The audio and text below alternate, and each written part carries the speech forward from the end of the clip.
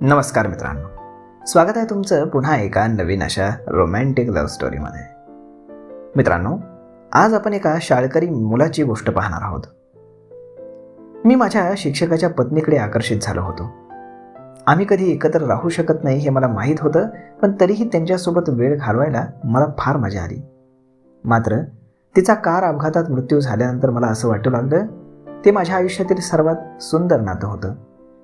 हेच कारण आहे की आजपर्यंत मी त्यांना विसरलो नाही. प्रेम ही शरीरातून नव्हे तर मनातून येणारी भावना आहे, असं एकदा कोणीतरी म्हटलं होतं. हे कळत नाही की दोन अनोळखी व्यक्ती कधी एकमेकांवरती पूर्णपणे अवलंबून जातात. तुमचा प्रत्येक क्षण प्रेमात आनंदानं भरून जातो, पण त्यात वय आणि जात अजिबात पाहिली जात नाही. माझ्या बाबतीतही तसंच झालं. मी पण एकदा या प्रेमाचा अनुभव माझ्या आयुष्यात घेतला होता. खरं तर माझ्या बायकोशी माझं लग्न होण्याआधी मी एका यशस्वी लव्ह मॅरेजचाच विचार करत होतो. या जगात आपल्या सर्वांचं कोणीतरी आहे ज्याला आपण एक दिवस भेटाल असा विश्वास माझा झाला होता. मी माझ्या स्वप्नाप्रमाणेच एका स्त्रीच्या प्रेमात पडलो होतो. तिला पाहताच तिच्या प्रेमात मी पूर्णपणे बुडून गेलो. मात्र हेही खरं आहे की इतक्या प्रेमात पडूनही आम्ही कधीच एकत्र राहू शकलो नाही. मला आज सुद्धा तिला गमावल्याचं तेवढंच वाईट वाटतंय. पण मी हे लपवू इच्छित नाही की मी माझ्या निर्णयावरती फार खुश आहे. ती माझ्या शिक्षकांची पत्नी होती. खरी गोष्ट अशी आहे की मला गणिताची परीक्षा उत्तीर्ण होण्यासाठी क्लासेसला जाणं भाग पडलं.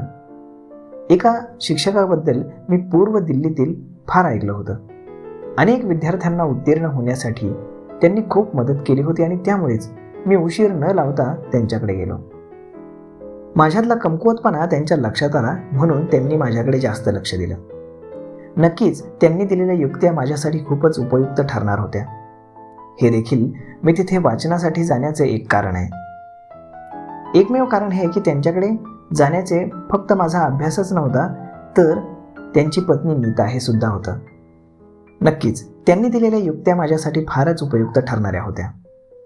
हे देखील एक कारण होतं मी तिथे वाचनाला जाण्यासाठी. पण अजून एक कारण होतं, ते म्हणजे त्यांची बायको नीता. कारण तिच्यावर मी प्रेम करत होतो. मला तिच्या सौंदर्यानं भुरळ घातली होती. नीता माझ्या त्या शिक्षकांची बायको होती. खरोखरच ती दिसायला प्रचंड सुंदर होती. तिच्या बोलण्याचा लहेजा असा होता की तुमची इच्छा नसतानाही तुम्ही तिच्याकडे आकर्षित व्हालच. दिसायला सद्गुणी असूनही तिला खूप एकटं वाटत होतं. कारण आमच्या वर्गात बसून ती अनेकदा तिच्या नवऱ्याची शिकवणी पाहत असे. तिच्या वागण्यातून तिचा प्रामाणिकपणा आणि सौंदर्य दिसून आलं. मला या दोन गोष्टींनी तिच्याकडे फारच आकर्षित केलं. माझ्या शिक्षका चाळीतल्या होत्या, पण नीता दिदी 30च्या आसपासच्या असल्याचं मला वाटत होतं. माझं लक्ष जसजसं त्यांच्याकडे वाढत होतं तसतसं त्यांचा निरागसपणा माझ्या समोर येत होता. एके दिवशी दुपारी मी माझ्या शिक्षिकेच्या घरी गेलो, तेव्हा मला तिथे नीता दिदीने सांगितलं की सर खूप आजारी आहेत, तुम्हाला ते आज शिकवू शकणार नाहीत. अशा परिस्थितीत घरी जाण्यासाठी मी वळत असताना अचानकच नीतानं मला थांबवलं आणि मला चहा घ्यायला सांगितलं. ते बोलणं ऐकून मी चकित झालो, पण मला खरं सांगायचं तर त्या गोष्टीचा खूप आनंद सुद्धा झाला. तिनं माझ्यासाठी चहा बनवला. आम्ही बऱ्याच विषयांवर बोलत बोलत चहा पिऊ लागलो. आमचा संवाद तासभर छान चालला. मला ती या दरम्यान अधिकच सुंदर वाटत होती. मला तिला स्पर्श करायचा होता, पण माझ्याकडे हिंमत नव्हती.